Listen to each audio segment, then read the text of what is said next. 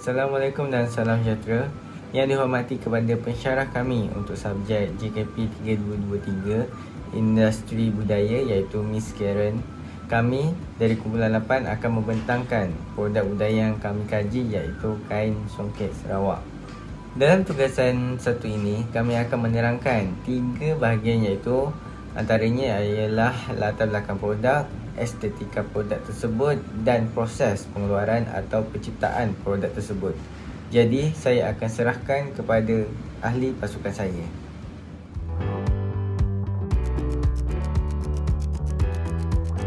Untuk bahagian pertama adalah latar belakang songket Sarawak. Pada umumnya, songket merupakan sejenis kain tenunan yang unik dan khas dalam alam Melayu. Penghasilannya pada asasnya menggunakan mesin tradisional yang khususnya untuk dengan menggunakan bahan yang berharga iaitu benang emas dan perak dengan campuran benang biasa bagi membentuk corak ataupun motif yang tertentu mengikut penggunaan atau pemeragaan yang dikhususkan. Songket kebiasaannya digunakan dalam busana bagi adat perkahwinan masyarakat Melayu di Asia Tenggara. Namun pada ketika dahulu penggunaan songket kebiasaannya digunakan oleh golongan bangsawan atau kerabat diraja maupun golongan rakyat biasa. Songket Sarawak pada awalnya dibawa oleh Kerajaan Brunei yang merupakan wilayah pemerintahan yang luas dan mempunyai peranan yang penting dalam memperkenalkan seni tenunan kepada seni tekstil di Sarawak, yakni dikenali sebagai songket rajang. Dengan keluasan empayar pemerintahannya yang meliputi seluruh pantai di utara Borneo, Kalimantan dan Kepulauan Filipina sebelum abad ke-17. Secara tradisinya, kerabat diraja dan golongan bangsawan akan memakai songket yang ditenun dengan menggunakan benang sutera yang halus dan benang emas. Manakala bagi golongan rakyat biasa, mereka akan menggunakan songket yang ditenun dengan menggunakan benang kapas sahaja. Pada masa ini pula, penggunaan songket adalah bebas untuk diperagakan dan digunakan oleh setiap masyarakat. Hal ini terjadi kerana kini masyarakat mempunyai kemampuan untuk membeli kain songket Sarawak berbanding dahulu. Akan tetapi yang membezakan adalah ketulinan penghasilan kain songket tersebut. Oleh itu, setiap penghasilan songket mempunyai makna yang tersurat dan tersirat seperti penggunaan corak dan motif pada kain songket yang mencerminkan identiti keunikan orang Melayu. Ia menunjukkan cita rasa bangsa yang hidup di dalam persekitaran yang kaya dengan keindahan. Maka secara tidak langsung penyelestarian motif tradisional tersebut kebanyakannya masih kekal hingga ke hari ini.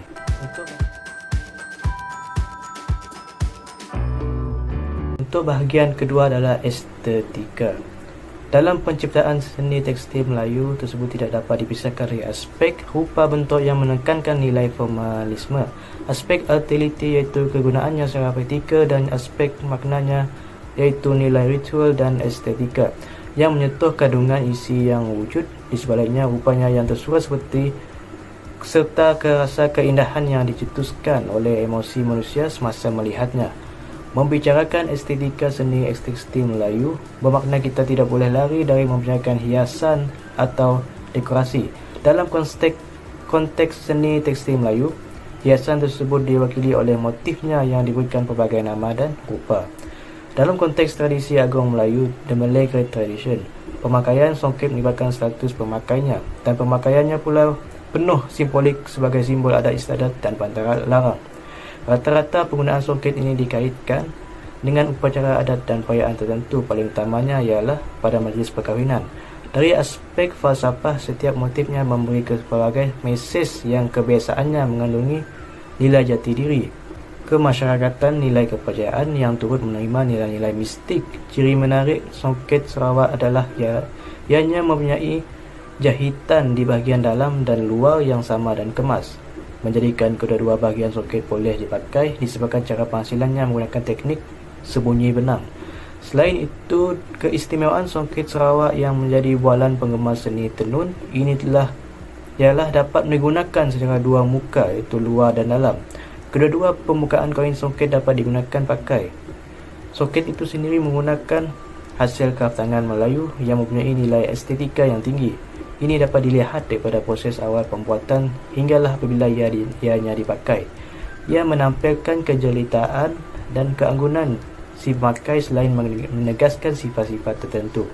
Untuk melihat keindahan songket secara keseluruhannya dapat dilihat daripada 3 prinsip utama, iaitu prinsip bijak, baik dan benar.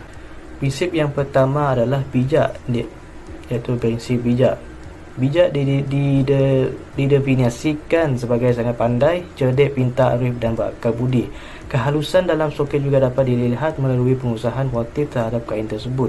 Penenun menjadikan alam sebagai panduan, menghasilkan motif, tetapi objek sebenar akan diusahakan atau diolah untuk menjadi sesuatu yang baru dengan tidak menirunya secara total. Yang kedua adalah prinsip baik. Kamus Dewan mendefinisikan baik sebagai sesuatu yang memberi faedah dan memuaskan hati. Soket Sarawak dikatakan baik kerana dalam penghasilan corak atau reka bentuk soket ia bersesuaian dengan fungsinya. Berfungsi bermaksud dalam penghasilan gaya seni seperti soket ini, ia bukanlah sekadar hiasan untuk tatapan mata sahaja. Soket digunakan untuk menutupi tubuh si pemakai.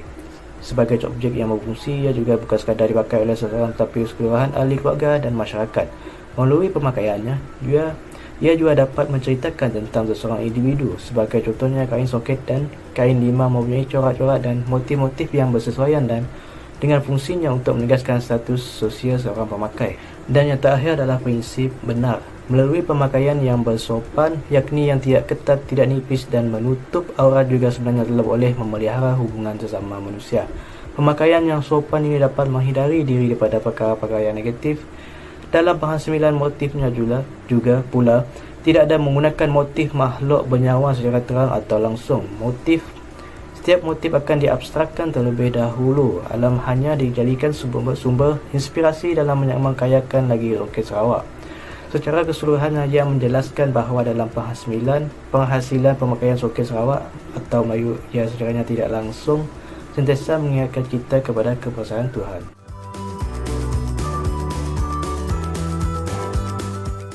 Seterusnya, teknik tradisional penghasilan kain songket Sarawak bagi proses benang akan dibersihkan dengan memasukkan ke dalam pencelup warna dan dibilas dengan air lalu dijemur sehingga kering.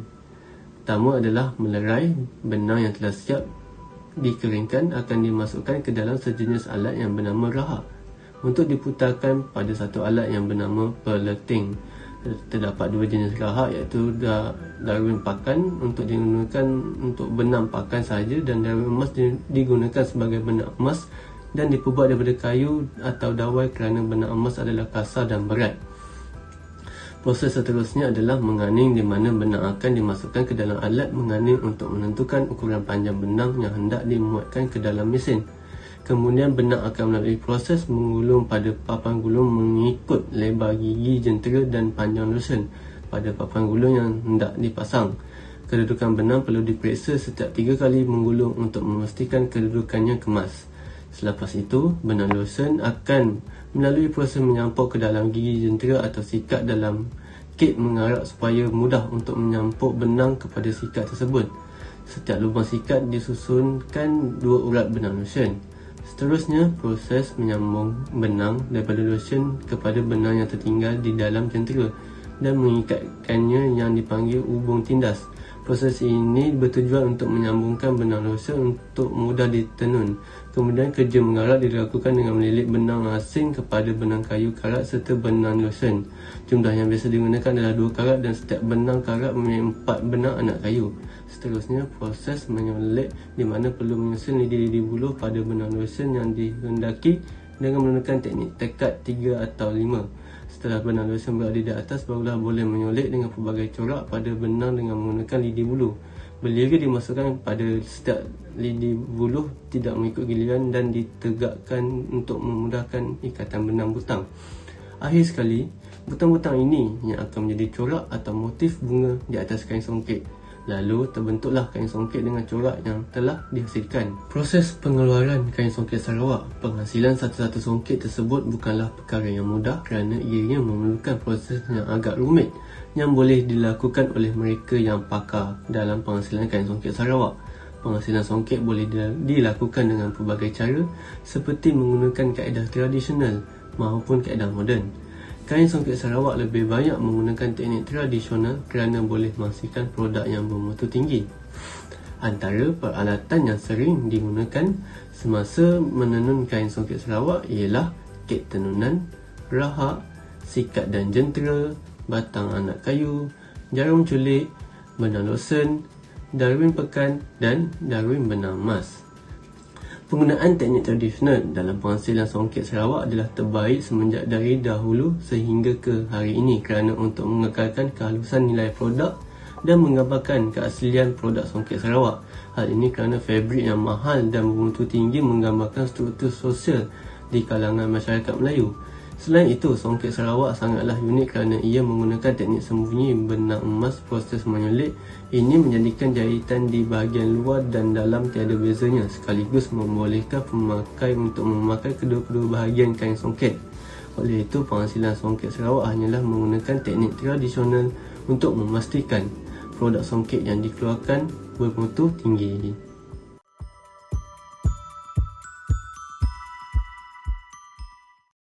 Itu saja daripada kami dari kumpulan 8 dalam membentangkan produk industri budaya iaitu kain songket Sarawak dalam tugasan yang pertama ini. Sekian, terima kasih.